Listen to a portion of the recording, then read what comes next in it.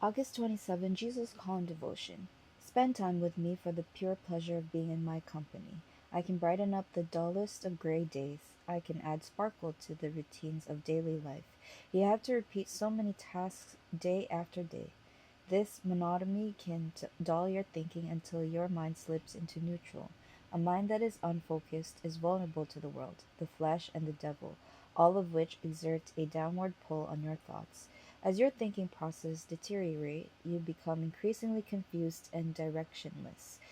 The best remedy is to refocus your mind and heart on me, your constant companion. Even the most confusing day opens up before you as you go step by step with me. My presence goes with you wherever you go, providing light for your path.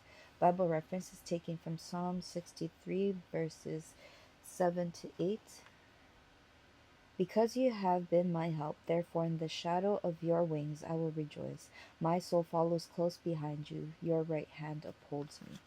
As well as Psalm 119, verses 105. Your word is a lamp to my feet and a light to my path. Reading the Bible in the year August 27 morning reading is taken from 1 Corinthians chapter 9. Am I not an apostle? Am I not free? Have I not seen Jesus Christ our Lord? Are you not my work in the Lord? If I am not an apostle to others, yet doubtless I am to you, for you are the seal of my apostleship in the Lord. My defense to those who examine me is this: do we have no right to eat and drink? Do we have no right to take along a believing wife, as do also the other apostles, the brothers of the Lord, and Cephas? Or is it only Barnabas and I who have no right to refrain from working? Whoever goes to war at his own expense, who plants a vineyard and does not eat of its fruit, or who tends a flock and does not drink of the milk of the flock? Do I say these things as a mere man, or does not the law say the same also? For it is written in the law of Moses, you shall not muzzle an ox while it treads out the grain. Is it oxen God is concerned about? Or does he say it altogether for our sakes? For our sakes, no doubt, this is written, that he who plows should plow in hope, and he who threshes in hope should be partaker of his hope. If we have sown spiritual things for you, is it a great thing if we reap your material things? If others are partakers of this right over you, are we not even more? Nevertheless, we have not used this right, but endure all things lest we hinder the gospel of Christ. Do you not know that those who minister the holy things eat of the things of the temple, and those who serve at the altar partake of the offerings of the altar? Even so, the Lord has commanded that those who preach the gospel should live from the gospel. But I have used none of these things, nor have I written these things, that it should be done so to me. For it would be better for me to die than that anyone should make my boasting void. For if I preach the gospel and I have nothing to boast of, for necessity is laid upon me. Yes, woe is me if I do not preach the gospel. For if I do this willingly, I have a reward.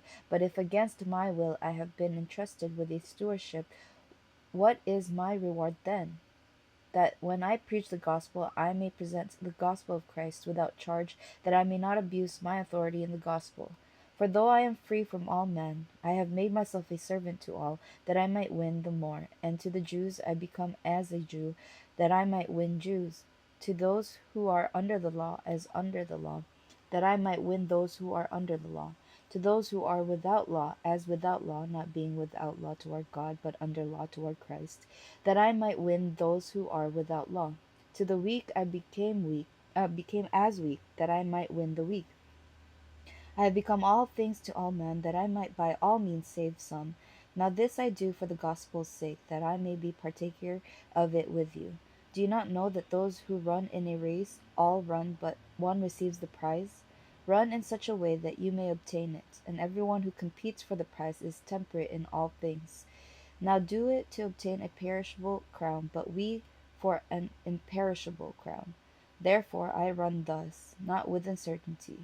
Thus I fight, not as one who beats the air, but I discipline my body and bring it into subjection, lest when I have preached to others, I myself should become disqualified.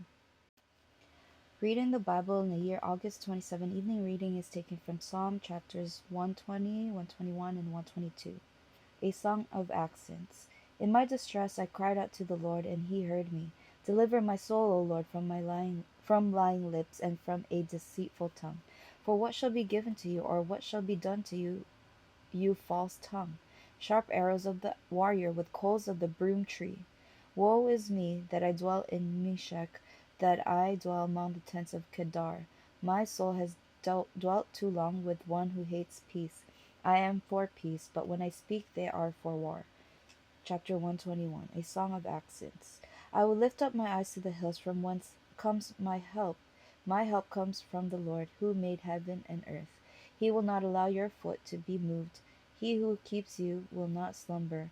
Behold, he who keeps Israel shall neither slumber nor sleep. The Lord is your keeper. The Lord is your shade at your right hand. The sun shall not strike you by day, nor the moon by night. The Lord shall preserve you from all evil. He shall preserve your soul. The Lord shall preserve your going out and your coming in from this time forth and even forevermore. Chapter 122. A Song of Accents of David. I was glad when they said to me, let us go into the house of the Lord. Our feet have been standing within your gates, O Jerusalem.